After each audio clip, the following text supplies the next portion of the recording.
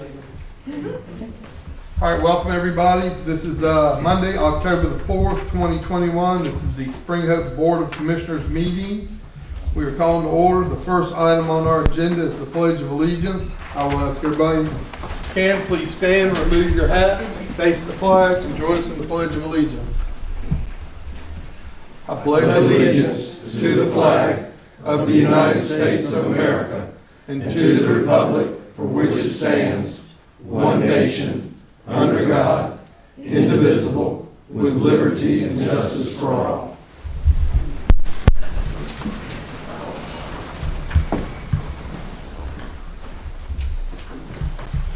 The first item on our agenda is the minutes from the board meeting on September the 7th, 2021. Everyone's had a chance to read over them. I'll accept a motion for any changes or to accept the minutes as written. Make a motion to accept as written. Second. I have a motion and a second to accept the minutes as written. If there's no more discussion, all in favor say aye. Aye. All opposed say nay. No. Where did that come from?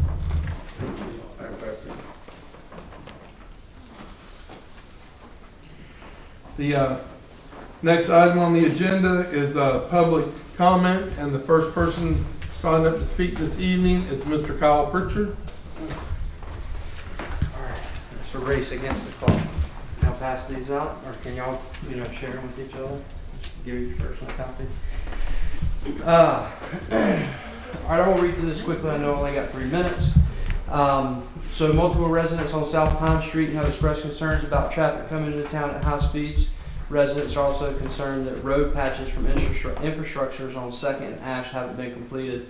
And I can test, like the patch on Nash Street finished, it was completed almost immediately after the repair was completed. Multiple residents on West Branch Street also expressed concerns about traffic speeds. And I understand that cars may obviously look like they're going a lot faster than they are, but we just need to communicate with these people, with these residents. Ask the board to investigate these concerns, and we got to learn to accommodate and take care of our own before we take care of the new residents. So really the issue here is that talking to people, different parts of town are getting different response times on getting things fixed and getting things addressed, and that's a serious concern. Next one, citizens express concerns with vehicles being repaired on Hopkins Street, causing safety, hazard, and liability issues. That's the road that the school was on. I understand code enforcement is here tonight, and they'll most likely be addressing that. And then section 20-26, unlawful parking, talks about washing, greasing, repairing. Item 3, residents and business owners have expressed concerns about fair and equitable parking downtown, as well as fair and equitable use of sidewalks. Equal permission and access to rights should be utmost importance. We can begin to get ahead of these issues by proactively implementing fair and equitable town ordinances, better communicate processes to all potential entrepreneurs. We must learn to accommodate and take care of our current business owners. And a couple of points there, just some simple things. If a chair could be on the sidewalk here, then why can't a chair be on the sidewalk there? And then if someone can park in the street in front of this business, why can't they park on the street in front of that one or a potential proposed business? So different parts of, again, this goes back to the same thing. It just seems like different parts of town are getting different type of treatment than others.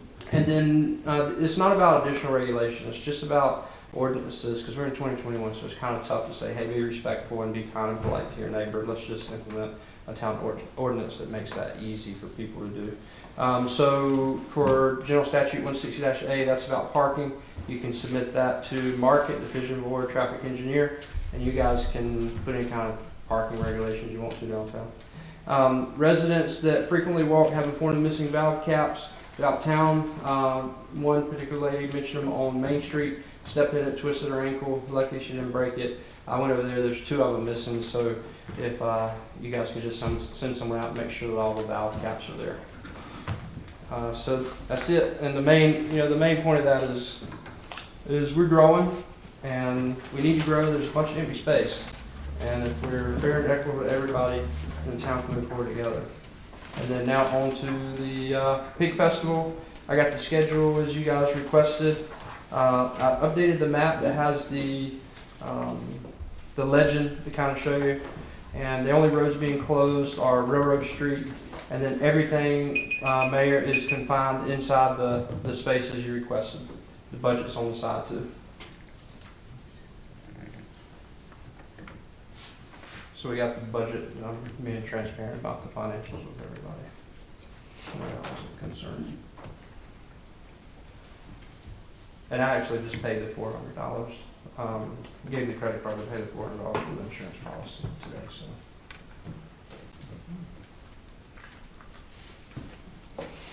Does anybody have any questions for Mr. Pritchard? All right. I have your permit in the day or two this week. I'm not working tomorrow, so. Okay. We'll get it to you Okay. Wednesday or Thursday. Just Michelle. Mhm. Okay. That's right. You know Michelle runs off. No. Next person requesting to address the board is Mr. Tony Jeffries. Before you hit the egg timer, buddy, just one quick short, I just want to say something. I'm not sure how many more board meetings you'll be doing. I think you're almost done. You may say 2. I don't know that rule of thumb. I may not speak again. I just want to say this. What I've come to learn and understand is the amount of work that you put in that people don't realize. And I want to thank you for it. And one more, don't hit it yet. I want to thank Mr. Vester. I want to thank all the volunteers. The Pumpkin Festival was incredible. Absolutely. I've heard people calling me from Rocky Mount that I know, Nashville. It was incredible. So thank you guys. Okay, you can hit your timer now. Go. Take your breath. Take your Okay. breath. No, we are a town-managed government, I believe. We do not have a town manager. Right now, I think it's being handled because of what I think Buddy's doing, I believe. Maybe I'm wrong. It concerns me when that transition takes place that we don't have another town manager, because then this new mayor has got to step in to run 2 roles. So it worries me about that situation. What is the rule of thumb? I don't know. Do we hire an intern for a small amount of time or what? You can answer me because I know I got time to go. You can answer some other time. I'm just concerned what takes place. I want to get on to my topic, and you guys know this, it's environment. And I want to say one thing before I start is accountability. I believe you guys are doing everything under your power that you can do with the contracts and stuff. When I talk about accountability, I'm talking about what they do every day. I know you guys work full time, you're not there. I'm in town all the time, I see it. I'm going on record with this, a man-to-man lift, 20 feet or 25 feet in the air, with a power tool leaning over the bucket, cutting a tree with no body belt or no harness or no lanyards. Major OSHA violation. Nobody on the ground. There has to be 2 people, one on the ground and one in the bucket at all times. No one on the ground. Major OSHA violation. You're probably going to kick me about this next one is the ornaments you put up on telephone poles. You cannot ride in a loader. Yes, you made a bucket. There's no front rail in it. It don't work. If you're going to use a basket, it has to be certified for that use and for that piece of equipment with a tag on it. And the guy has to have a body belt and lanyard so he doesn't come out of it because it's a rubber tire machine. So this is on record now. I didn't take pictures because I felt obligated. If I did, I didn't. So now my next thing is I've heard someone talk about 2nd Street. The repair that was made at 2nd Street. A month and a half ago, dug a hole, fixed it. Great. Threw the dirt and gravel back in the hole, put cones in it. 4 weeks later, took the cones up, put more dirt and gravel in it. That's what we're driving over right now. That's not a constructive, positive construction way to do things. In front of the post office, same thing was done.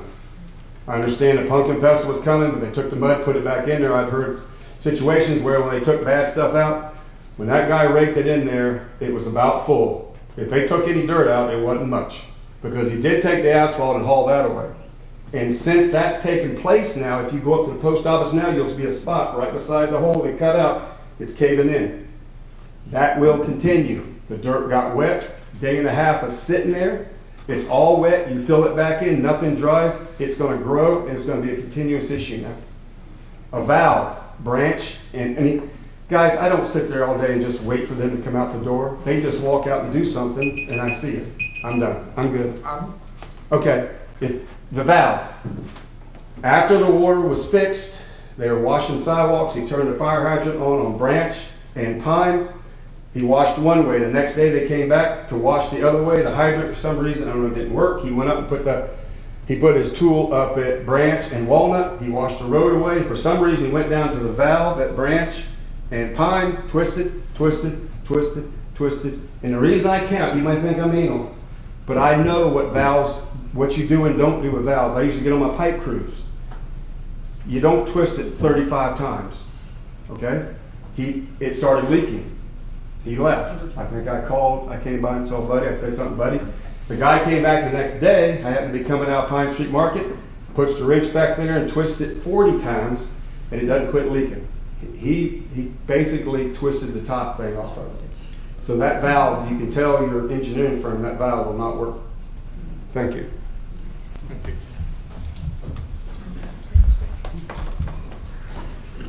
Next person is Robin Porchenik.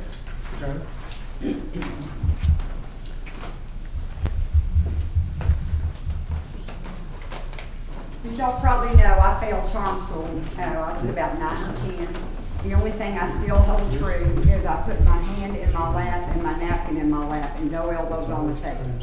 The other thing I still try not to do is extend my hand. I try to extend my hand before the man does, because the man is never supposed to extend his hand to a lady unless she does it. So that's a no-no for men.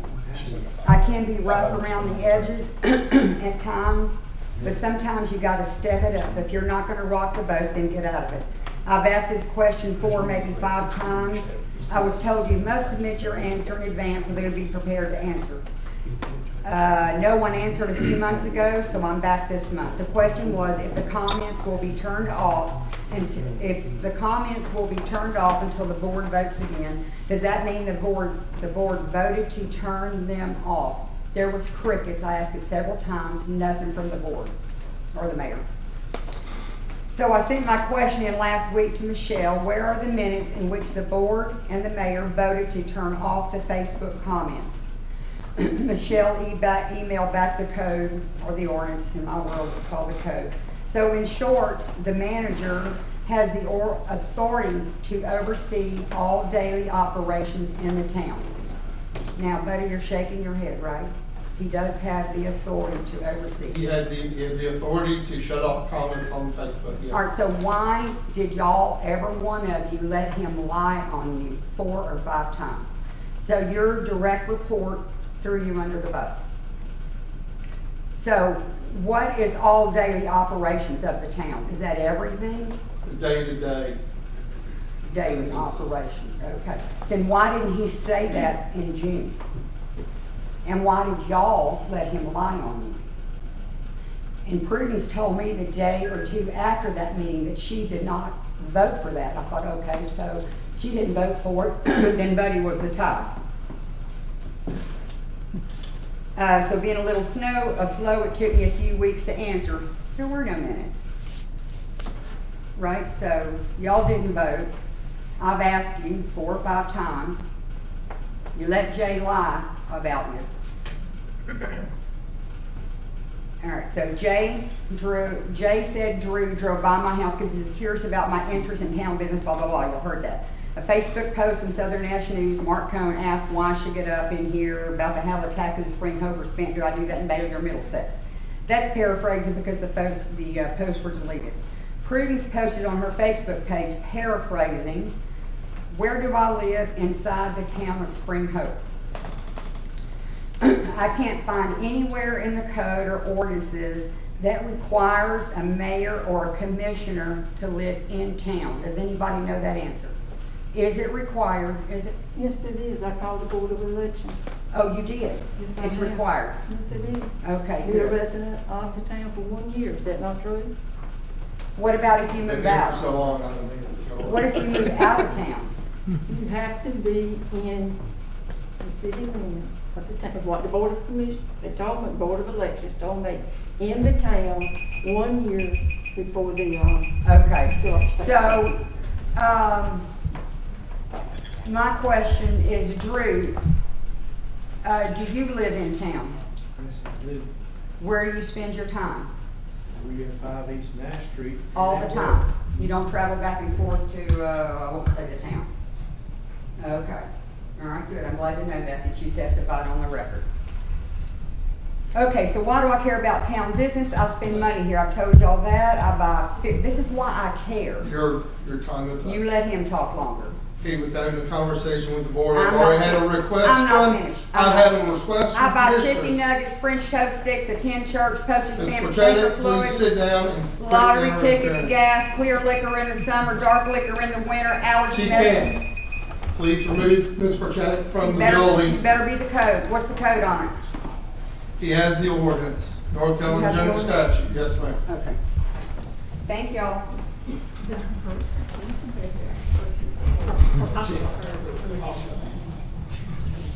Next, hopefully not as exciting as it's been. Ms. Edna, I'm not scared now. These all are in forms of questions, and I'm gonna read them just right off. Number one, citizens are confused about who is in charge.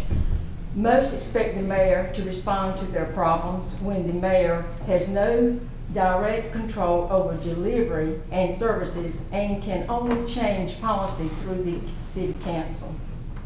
Number two, who is the individual that will minimize weaknesses in the mayor's management if there should be any?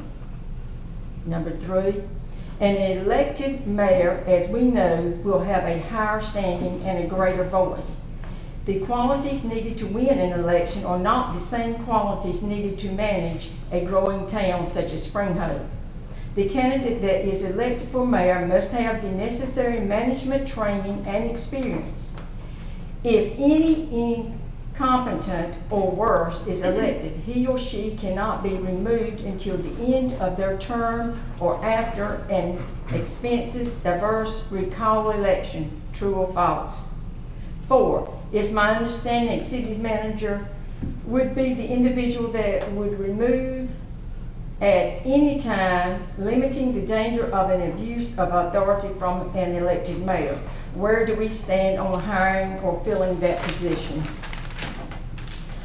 What are the townships or incoming mayor's plans for resources to bring in more revenue, businesses? How are we on the plans about our water system and how we're gonna get more revenues plus the new houses coming in? Why do citizens in election not do a background check, a search of criminal records, which is public record, on the candidates, if convicted of any act constituting misconduct of state laws? What is Manning Township standing? And I know that the mayor's responsibility is primarily to reside over the council meetings and to act as head of the town for ceremonial purposes and for purposes of military law. Policy making role for recommending policies to the council, breaking votes, laws, enforcing the laws, city officers and employees, make sure they're doing a proper jobs. And when I asked that about the criminal records and the background check, we can say anything as people and candidates.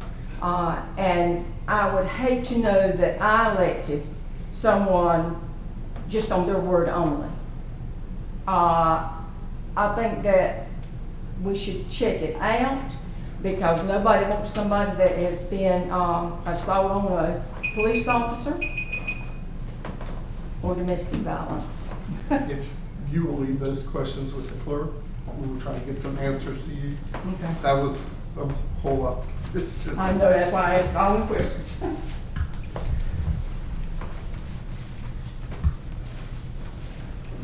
Any commissioners like to comment on any of the public forum, or would you like to go on with the meeting?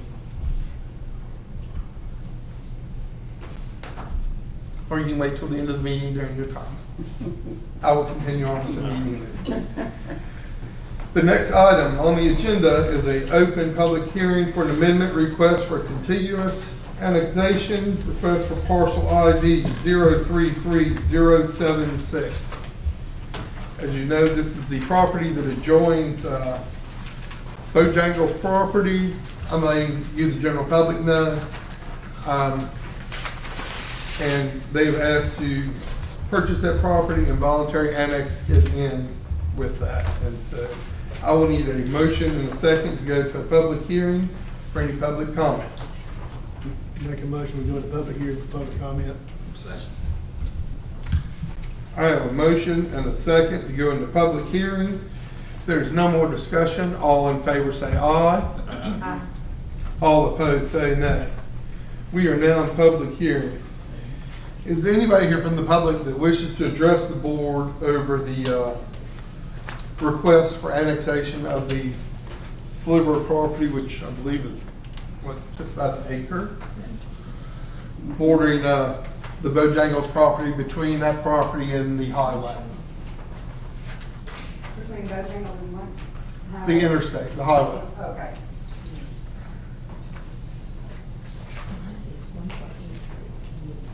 So it's 1.83 acres. If Yes. If they do anything with it, they have to come before the board with new drawings and plans. It's, I'm- it's our understanding the property was sold so that they could post their highway sign up so it could be seen from the interstate. It's I got you. It's just mostly in addition to the Duck-Free property. Thank you. Anyone else? Then I will accept the motion in a second to go back into open session. Or, Second. I have a motion and a second to go back into open hearing. If there's no more discussion, all in favor say aye. Aye. All opposed say nay. We're now back in open hearing. We've had before us, we met, the clerk gave us the report last month. The lawyer confirmed it. Our time's up too, yeah. Meeting's over, everybody go home. All right. About that, maybe I'll just go. All right. It's before us whether or not we wish to accept this voluntary annexation of this property into the city limits. Would increase the tax base just a little bit and assist the owners in developing their property. You need a motion? Yes, sir. You will need a motion. And actually, it's on the ordinance to extend the corporate limits of the town of Spring Hope. I make a motion that we approve this ordinance. Second. I have a motion and a second to accept the ordinance to extend the corporate limits of the town of Spring Hope by adding parcel ID 033076 to the adjoining property. If there's no more discussion, all in favor say aye. All opposed say nay. That motion passes. The next item I have on my agenda is Mr. Joe Mordecai with Cardno on his presentation of the downtown plan. Thank you, Mayor and Commissioners. And before I kind of talk about the depot plan, I just want to thank you in the town. We've had the pleasure of working with the town for about 3 years now on an EPA brownfield grant that officially closed out September 30th of this year. We have till December 30th to kind of turn in our paperwork and get everything closed out with the EPA, and I'll be working with Michelle over the next few weeks to do that.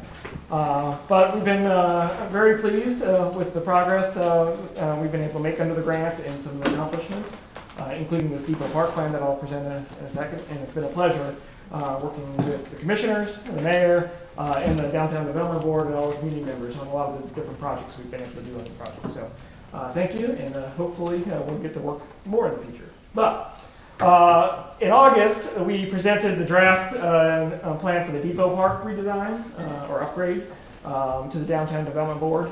And I think some of y'all were present, and we were requested to come and kind of present that design to the board for consideration. So I will kind of briefly kind of go over the design and talk about the elements. Before you have 4 pages. The first page is the site concept, basically in total. The second page is kind of a phasing plan that I'll kind of talk about on how you can maybe implement this and how it can be broken up into pieces. And then the third and fourth pages are precedent images that are kind of what our designers use to kind of add some elements to the plan. So I'll kind of talk about each of the elements of the plan, and I'll start at the corner of South Pine and West Main Street and kind of work my way kind of clockwise around the site. The main feature of this Depot Park redesign is really to kind of develop a gathering space, an event space that can be used throughout the year. And an essential part of that is that community lawn. We're proposing to kind of take out the flower beds that are currently there, replace it with really a kind of a nice lawn space, and kind of frame that area with brick planters that can also serve as kind of seats. So something 18 to 24 inches high where people can sit down, but you can also put some nice plants in. Frame that, interrupted by some nice trees that would kind of close in the space.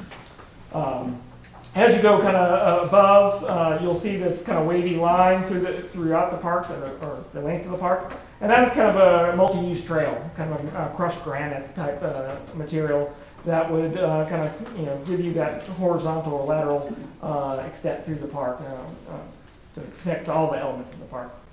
You'll also see some of the white concrete pathways that really kind of go from, one goes from West Main Street all the way to Railroad Street, others go from the path to Railroad Street. And those are dedicated kind of crossings of the railroad tracks. In this plan, we took the design so that the railroad tracks had to stay. And that's kind of our understanding, at least for now, they have to stay. And we want to make some safe passageways for people who are using the park to cross those railroad tracks. Because currently, they're about 6 inches, 9 inches, whatever, height, where people have to walk through. And we want to kind of make some dedicated paths where you'll have at-grade crossings, kind of similar to where you have on the roadways, where you'll have some concrete paths that kind of will bring people to the other side.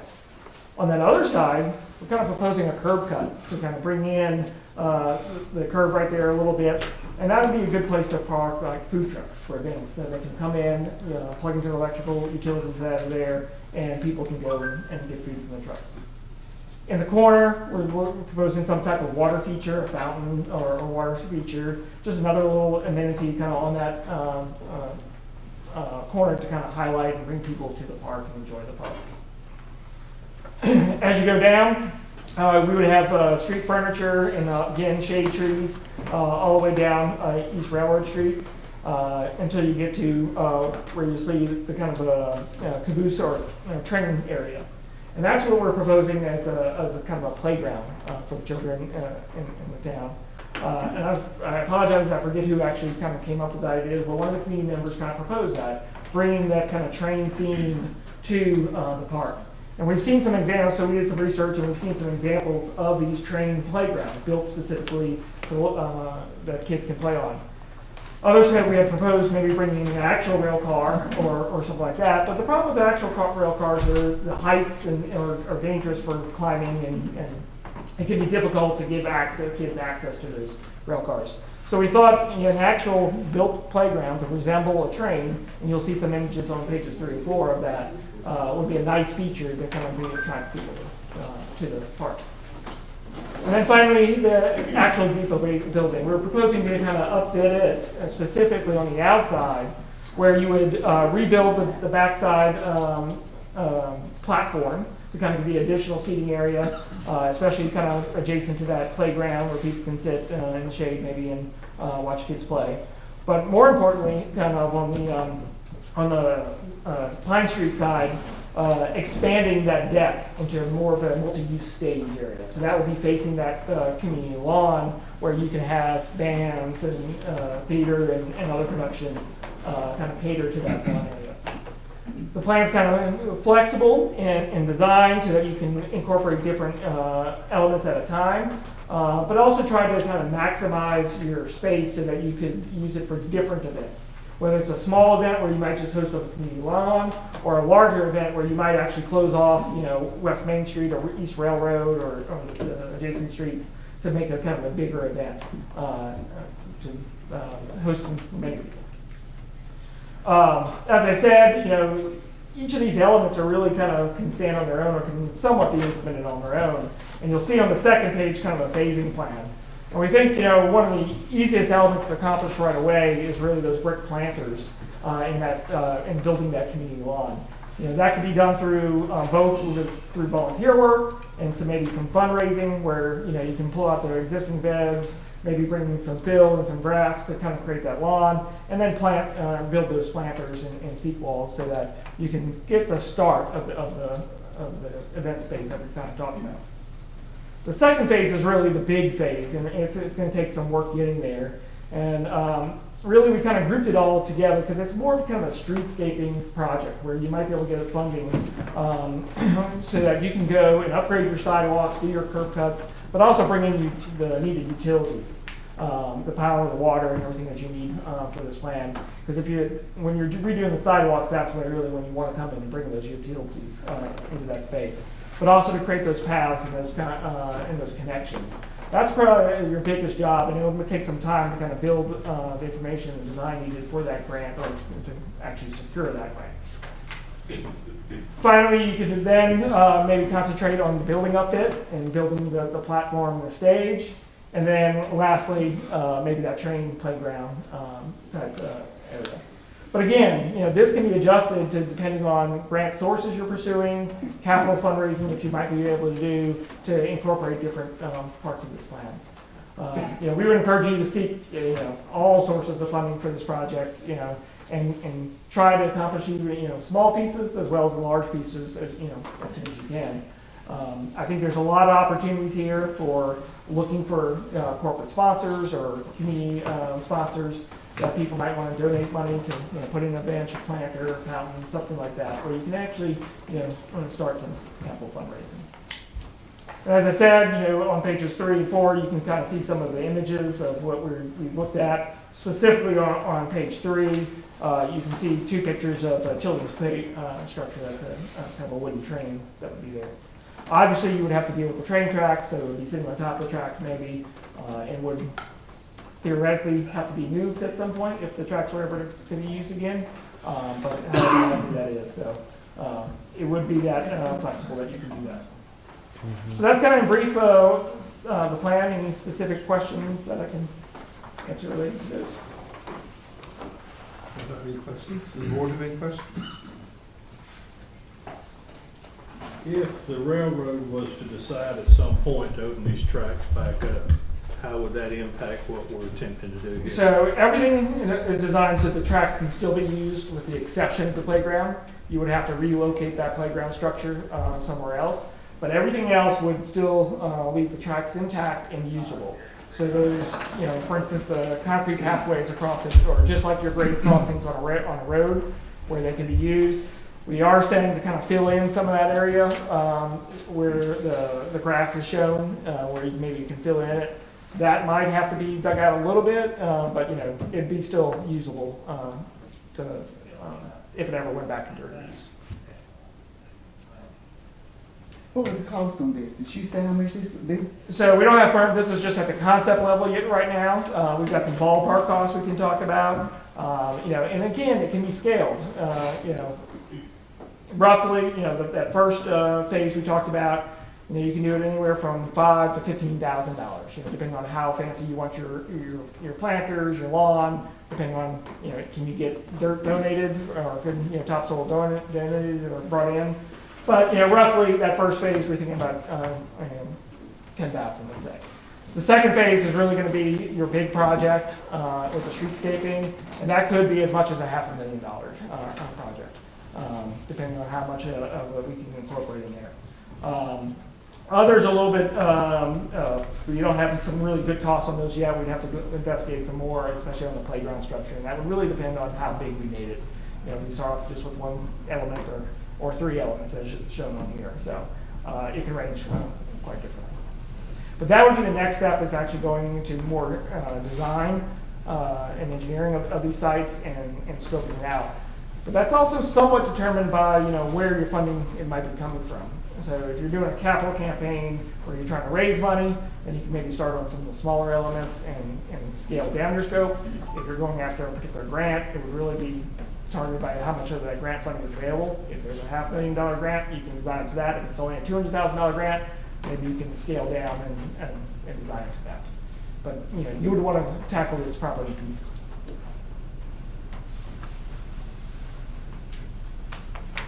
Anyone else? Thank you very much. We appreciate all your hard work. Thank you, I appreciate it.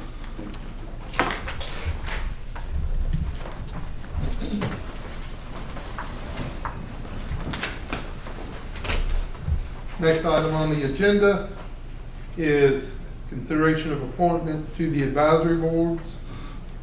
And you have the names of 2 people for the planning board, and at this time, David Robinson has been the alternate. He's been to all of the meetings. He is up to speed on everything.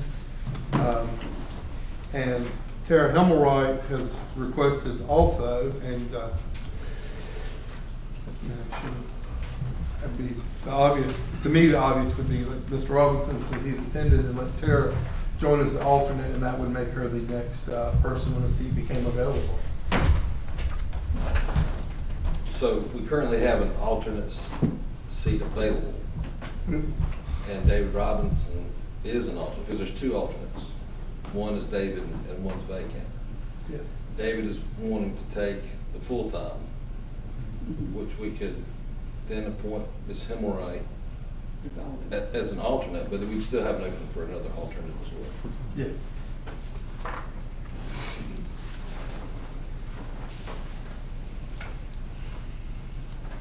And that would be the board's decision. We need a motion. I make a motion that we do that, grant Mr. Robinson the full-time position. Ms. Hemmelwright's in agreement to take the alternate position, and we'll post for the other alternate. Second. We have the motion and a second to move Mr. Robinson up from the alternate to a seat on the planning board. And Mrs. Hemmelwright will join us as a new alternate. And the next seat will more likely be hers, and still attempt to find another, Which is still for the alternate. obviously the alternate is important. I mean, just this past month, we've had attendance issues with both planning and downtown development boards. With an alternate, if they're present, they do become a voting member of the planning board At the meeting. Yeah. So, yeah, so it's equally important to get that there. All right, well, I have a motion and a second. If there's no more discussion, all in favor say aye. All opposed say nay. Motion passes. Next appointment to an advisory board is downtown development. And I have the commissioners' votes here, and they've been counted. And if you would like, I will read them, and then y'all can officially make the motion in a second to accept. So we had 4. Just We had tell- 4 people that applied. Who was the top? Who was the suggested? It was the majority. Yes. Ms. Nancy Perry. I make a motion that Ms. Nancy Perry join the downtown development board. Second.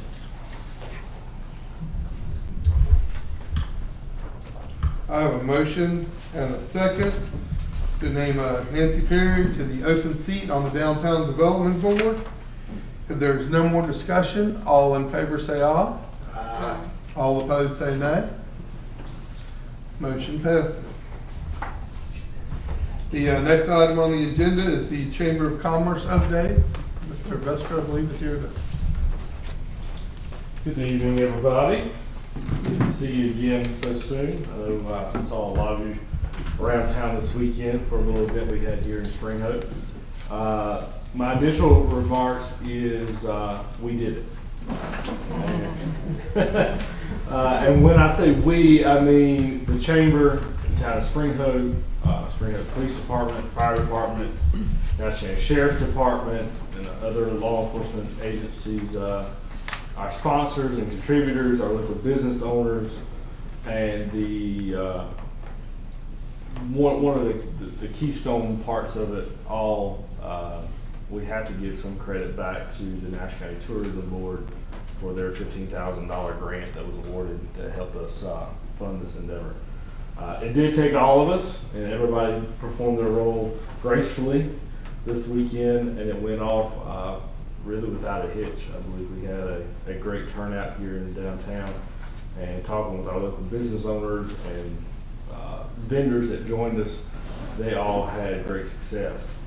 It was so great to see everybody back in downtown for the festival after that 1-year gap, and we can't wait to do it again next year, which will be our official 50th festival. My only drawback, and I just will say this for the board and for the town and for the media, I'm disappointed in a few members of our community. I'm disappointed in the fact that our volunteers showed up Sunday morning to start unpumpkinifying everything in downtown, to find out that members had unauthorized taken our decorations, decorations that were already pledged to other fairs and festivals, area businesses, farms, and even some of them were on loan to us, that we are missing many of pumpkins. They either sprouted legs during the night or during the day and walked off, or were not there for our pickup. The chamber does purchase a lot of these decorations for our town, but yeah, attending Sunday morning, we walked around town to find out that they had walked off. So I am very disappointed in those. Other than that, we had a very successful event, and we will be joining everybody downtown next October for our 50th. Any questions from the board? Thank you. Thank you.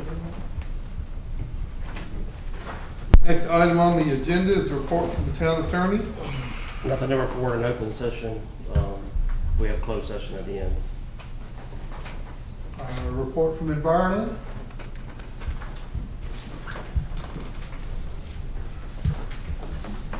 Good evening. First, I would like to say the event was impressive, very impressive. Haven't attended anything quite like that in a very long time. And as far as EnviroLink's part in it, we had a few glitches, no doubt, but overall it turned out well. In response to the front end loader, Yes, ma'am. the employee has been reprimanded, and refresher courses on training, safety training will take place in the next couple of weeks. The front end loader will be repaired, the basket will be put back, and there will be no one without a harness.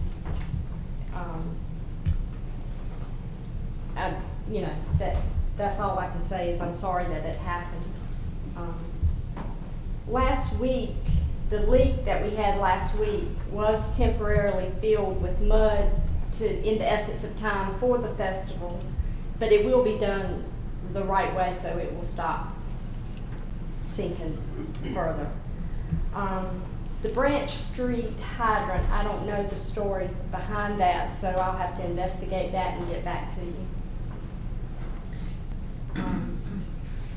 Also, there was a question, Michelle let me know about the report where the water pumped is less than the water sold, and the reason for that is the school well meter is not functioning.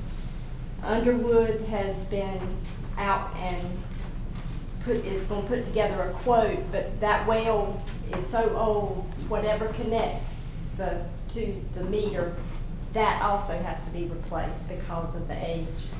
And the Montgomery well meter is also not functioning correctly, but it's being cleaned out periodically so that water flow is not as bad as, or not as low as it was at one time. So that's all I have. Actually, the school well is brand new. That was just for, The meter? the meter was not, and that's why I feel is that section of pipe from the new well pump to where it goes in the ground. Yes. Because it needed some attention. Yeah, yeah. So, but I told Michelle that Underwood is supposed to be sending the quote. Yes, sir, Mr. Jeffries. Can I just, thank you. Just so you know, I'm just trying to help you guys out. You guys can't fix the basket unless your person is certified to do that particular, he's gotta be certified. And he's gotta have license. So you just can't weld on this thing. I'm just letting you know. I understand. It's gotta be a certified basket, engineered and done.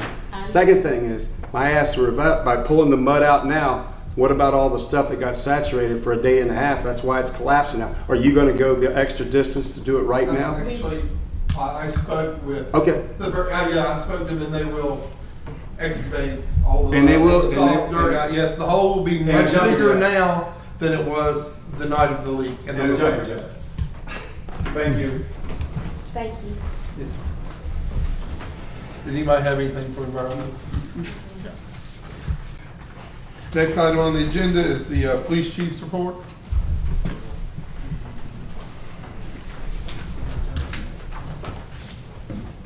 This is a pretty slow month as far as calls for service goes for us. We only had one call for service, as you can see. Or not one call for service, but one incident report. As far as calls for service go, we've had 177 calls for service. As far as one actual crime of an incident reported, we had one of those. 72 vehicle stops, 239 security checks, one wreck report, and 5 reported outrights. Touching base back with Commissioner Tucker on the Circle Drive, how you wanted us to go out and do some patrolling in that area. I'm not sure if the board's aware, but that road is less than a quarter mile long. At the beginning of the entrance on Nash Street, there is a posted sign for the speed limit, along with a children at play sign affixed to that. And at the other end for Branch Street, there's also a speed limit sign with a children at play sign on that end as well. So the only entrances onto that road are clearly marked by children at play signs. Every officer did morning, night, and during the day patrols out there, and no one ever exceeded 29 miles an hour. The average speed was around 17. So obviously there was no enforcement action taken. As far as incidents and crime that went on at the Pumpkin Festival, that's not going to be on the sheet because it's not this month. But we did make one arrest due to a domestic violence issue.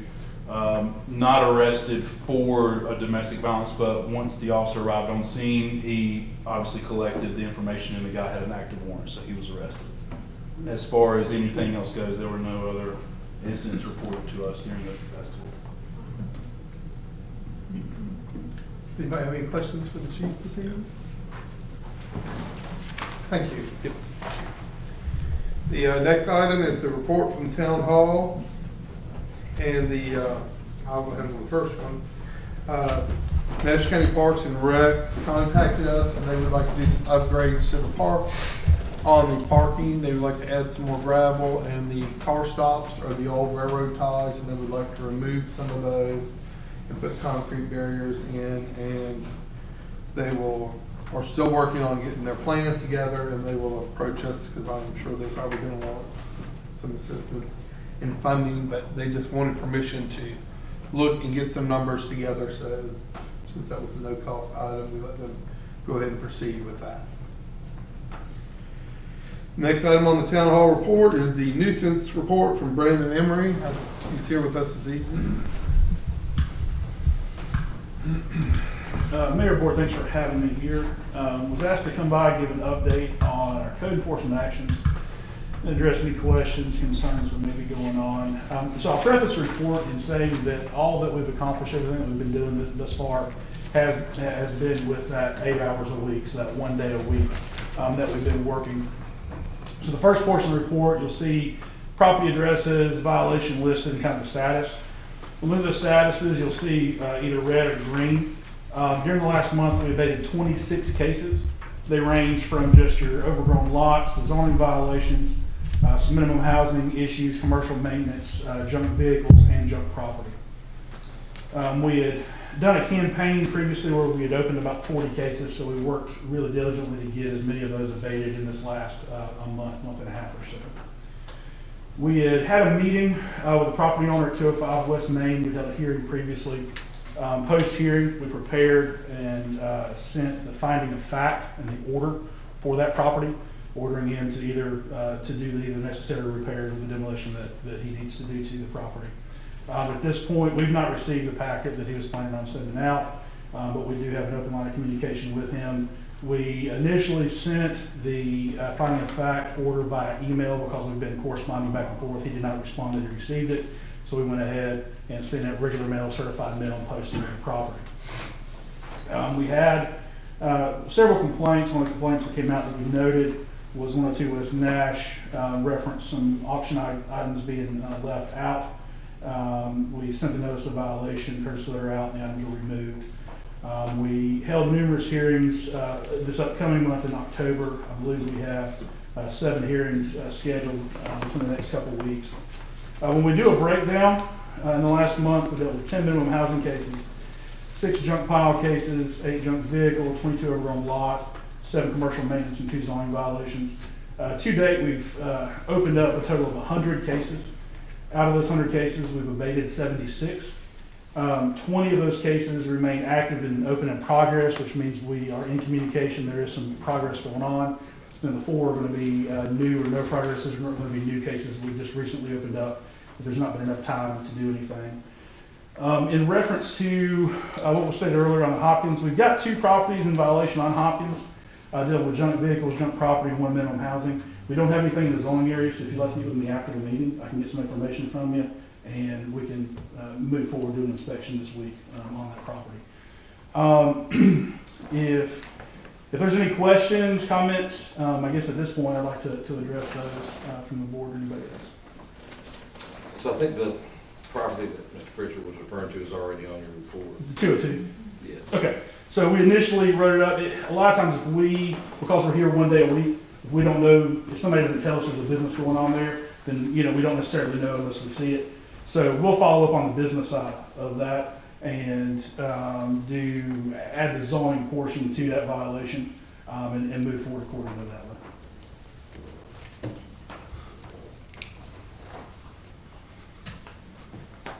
It does need attention. Okay, yes, sir. Anything else on the board? Yes, ma'am. Is that report available to the public? Yeah, it's included in their packet, so if you have access to the packet, you can get it, but I can leave mine when we're done here if you'd like it. Can we get a copy from Michelle? Yeah, what I'll do, I'll give it to Michelle, and then she can anybody who wants a copy can. There's several people here who would like a copy. Yes. I have a comment. I don't necessarily want a copy. You said you had sent information about 102 West Nash. Haven't gotten anything. Disclaimer to that, our trash was not picked up for 6 weeks in a row. Okay. I've talked to Sandra more than I have my own children in the last 8 weeks. So I have talked to your code enforcement person. We've finally gotten that taken care of, so you update, there's nothing in the parking lot. Perfect. The Great. trucks. Yes. We had to we pay understand. Yeah, we individually out of our understand. pocket to Yeah, have it that done. can be an issue sometimes. Yeah. Thank you for getting that taken care of. Yes, we Appreciate had to pay Waste Industries a tip to pick it up, but we got it done. Mr. Emery, if you ask your people when they come here, if they would check in through the front so we know they're here. Sure. I mean, that's what they do. I think we've had one time where we haven't had somebody come in because we didn't have any letters to turn in the mail and we didn't have any meetings scheduled. But I think the last 2 times Ruth has made contact regularly with Michelle on whenever she's in town to follow up. That way, if there's been any complaints, they're dropped off. Normally, we're here because we're dropping mail off too, or we've got hearings scheduled. But that is moving forward. That's what we've been doing starting, I think, the last 2 weeks. I have a question for, as regards to 205 West Main. Yes. If this property owner does not submit the packet, what's the next step? So our goal is to ensure that the town is in the position to take whatever actions they need to, whatever they see fit. So in dealing with minimum housing and dealing with minimum standard for non-residential structures, there's a due process kind of regulated through general statute under 160D. There's also ordinance that regulates it. So we have a certain, a particular step process that we have to follow to set up that hearing, which you've already done, and then issue that order, that finding of fact, which we have done. I gave them 30 days to bring it into compliance. We understand it's going to take longer than 30 days to do that. but there's got to be some, you know, some work done that we can see moving forward. Once we've issued and that time frame has expired on that finding of fact, I can prepare an ordinance specifically for that property. And once that ordinance is prepared, something can be presented to the board. And depending on if they vote to approve it, it can be filed with the Register of Deeds, and it's something that gives the town the authority to take whatever abatement action they see fit on there. So I'm not privy to the specifics of, you know, the arrangements of what everything's going on. I just know what we've been doing on the code enforcement side, and we're just a piece of that puzzle. But our goal is to put the town in a position to be able to take whatever abatement actions are necessary, assuming the property owner does not hold themselves accountable to abate that property as they need to. So what's your timeline, not knowing what's going on behind the scenes? Well, we issued the finding of fact last week, and we gave them 30 days. So once that 30 days expires, then we've got the ability to go ahead and move forward with the ordinance at that point. Like the next day? Or has to go Well, it'll have to go before the board. So what I would do is I prepare it, and I would send a packet to the town attorney, let him review it and make sure everything was done to his standard. And assuming that's the case, then I would kind of probably communicate with him about when it would be going before the board. Once it goes before the board and it's approved and done, that's one of those things that you can't unring that bell once it's been rung. It would really be up to the town as to what direction. At that point, we would have everything code enforcement wise completed that we needed to do to put the town in that position. And then they have to make their decision. Correct. What they're gonna do. Yes, ma'am. Gotcha. Yes, ma'am. And November the 5th, it will be 1 year since that building collapsed. Right. I know when we first came on board, or were talking about coming on board, we had heard about it, and we talked about it. So we started working on it, I think about a month and a half ago is when we opened it up, set up, I made contact with him, spoke with him, issued the notice of hearing. We held the hearing a couple of weeks ago, issued the finding of fact just recently. So we're trying to do it as quickly as we can just to put the town in that position. But again, you know, it's ultimately, it'll be the town's decision as to what they want to do if it comes to that point. Hopefully, with everyone talking with them, that actions will be taken. But again, as you said, November 5th, it'll be a year. So, you know, actions speak much louder than words do. Yes, ma'am. I'd like to ask a question. Pine Street, 3 locations on Pine Street. Okay. And I'm sorry about this one, but Environment is the worst one. I live right in front of that location, and I'm ashamed of the way it looks. I won't get out and clean it up myself if I can. And then there's 2 houses that had the mattresses, and it went on during the pumpkin festival too. They're just sitting out there in the front yard. There's 2 houses there. And the one on the corner of Pine Street, which since the gentleman was sick and everything, has been cleaned up some. But that end of Pine Street there is awful. I know we've got some cases open on Pine Street. I'll follow up with those. What I will say is when you're dealing with code enforcement, we don't have the ability to force anybody to immediately go out there and take care of it. Our normal procedure is in dealing with like overgrown lots, if we have something where the individual refuses to mow, they don't mow in a certain amount of time, we'll issue a work order to the town and request that they send somebody out there to mow. When you're dealing with property, it's a different situation because we don't want to be in a position where, you know, one man's junk is another man's treasure. We want to give everybody the same opportunity and treat everybody the same across the board, where we're not, attacking a certain individual or a certain side of town differently. So we try to give everybody the same course of action to remove the property before we take any further steps. In addition, we also try to ensure that the steps that we take minimize the liability on us and on the town for when we do actually take abatement action to have to remove vehicles or remove property from that. But what I will say is I've got cards that can hand anybody out if you don't have my personal contact information. If there are any complaints or there's any issues in the town, you can call me, you can text me, you can email me, you can go to our website and do it that way, or just let town hall know. And that way, because again, we're here 1 day a week. A lot of times what we have is we have a stack of complaints that we've had that we're going in to inspect, or we've got open cases that we're doing a reinspection on. So if we know where some other locations are violations, let us know. That way we can address those and get those in the rotation so we can go ahead and get notices out to you. Did y'all do an assessment and put the town in quadrants to determine how you would attack the process townwide? No, I mean, it's a small town. You know, a lot of when we first came in, we had some properties that they had kind of a backlog of complaints. Normally, what our process is when we have a complaint, we'll go inspect that complaint and then we'll look at the general area around it. So that way, we're not just necessarily targeting that one individual that got complained on. We're looking in the entire area to see.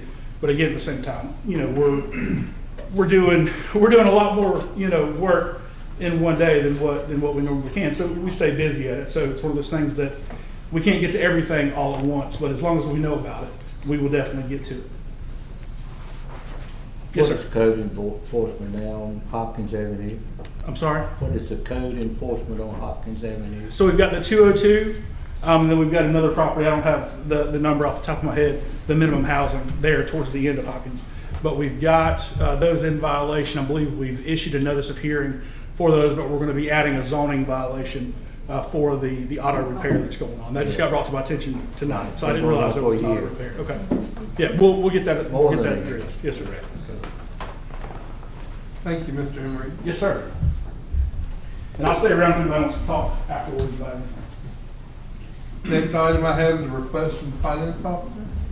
Okay, so currently we are in our annual financial audit. And to stay in compliance, we need another check signer. Currently I wanted to ask Commissioner Wilkins if it's okay with you guys, if she can be the co-signer on the checks. The reason the clerk and I discussed, 3 of you are obviously up for re-election, and Commissioner Wilkins and actually Commissioner Lucas are both in town all the time and are guaranteed at least to sit on this board for 2 more years. And so that way you wouldn't have to look at, if you pick somebody else tonight, you may not have to do this again in 2 months. 2 years. 2 months. Ma'am? 2 years or 2 months. Well, no, you were both here at least for 2 more years. And so you have the only 2 stable seats sitting at this table other than the town clerk. The attorney's contract is up every year. Mine's up in 60 days, give or take, so. No offense, I mean, if you would like to be the one to come down and. I'm fine. But no. One for them, one for you, right? So if Commissioner Wilkins, If she's so. if she would be willing to come in, Only I've been gonna be- I'm on the signature card too. It's only gonna be She's not different. asked me, and I haven't spent an hour and a half in the past month doing this, so it's very little time. Yeah, and it's to stay in compliance with the state, so. Yeah. She talked to me about it, I told her I was fine, since I'm at home during the day anyway. And then I just needed blessing of the I board. need a motion and a second from the board. Make a motion to add Commissioner Wilkins to the signature card. I have a motion and a second to add Commissioner Wilkins to the signature card in the back. If there's no more discussion, all in favor say aye. Aye. All opposed say nay. That motion passes. The next item I've got on the agenda is a closed session pursuant to North Carolina General Statute 143-318.11A. Consult with the attorney to protect attorney-client privilege. I will need a motion and a second to go into closed session. Motion to go into closed session. Second. I have a motion and a second to go to closed session. If there's no more discussion, all in favor say aye. All opposed say nay. We're in closed session. Conditional use permit to open up the old Jay's Place on Ash Street, and it will be going to the planning board to start the conditional use. And then after the planning board handles it on the 21st, it should be coming back to you just so you know what's happening. So, planning board's 21st. I think we've got all of his questions answered. This month.